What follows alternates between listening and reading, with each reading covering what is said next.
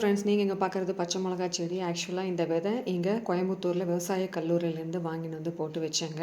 இது செம்பருத்தி செடி பக்கத்தில் நான் போட்டு வச்சுருந்தேன். ஆனால் செம்பருத்தி செடியோட வேரில் வந்த வேர்ப்புழு காரணமாக நிறைய நாற்று நல்லா பச்சை மிளகா வந்திருந்தது. பட் ஆனால் அந்த வேர்ப்புழு வந்து அந்த நாற்று எல்லாத்தையும் நாசம் பண்ணிடுச்சு. கடைசியாக மிஞ்சினது இந்த 2 செடி மட்டும்தான். பாருங்கள் எவ்வளோ அழகாக கொத்து கொத்தாக காய் காய்ச்சிருக்கு. இது விவசாய கல்லூரியில் நம்ம மானிய விலையில் நமக்கு உரம், அப்புறம் பூச்சி மருந்து, விதை எல்லாமே கிடைக்கிது. மாடி தோட்டம் போடணும்னு சொன்னால் கூட அதுக்கும் நமக்கு மானிய விலையில் எல்லாமே கொடுக்குறாங்க. அது வந்து கைடன்ஸும் கொடுக்குறாங்க, நமக்கு அசிஸ்ட் பண்ணுறாங்க. நம்ம அது வேணும்னு சொன்னால் நம்ம யூஸ் பண்ணிக்கலாம். பாருங்கள் எவ்வளோ அழகாக கொத்து கொத்தாக காய்ச்சிருக்கு. இது இன்னுமே நீளமாக காய்க்கும். இன்னுமே வந்து லென்த்தியாக இது வந்து வளர ஆரம்பிக்கும். அதனால் இப்போ பறிக்க வேண்டாம், அதிலே விட்டு வச்சிருந்தேன். ஆனால் மனசுக்கு ரொம்ப கஷ்டமாக இருந்தது. நிறைய செடி வந்து வேர்ப்புழு காரணமாக ஸ்பாயில் ஆகிடுச்சு.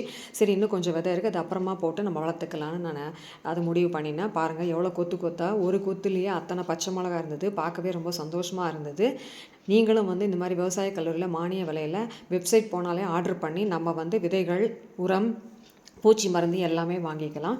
அதுக்கப்புறம் இப்போ பாலாஜி ஹோம் நீட்ஸில் நம்ம தீபாவளி ஆர்டர்ஸ்லாம் ரிசீவ் பண்ணிகிட்ருக்கோம்.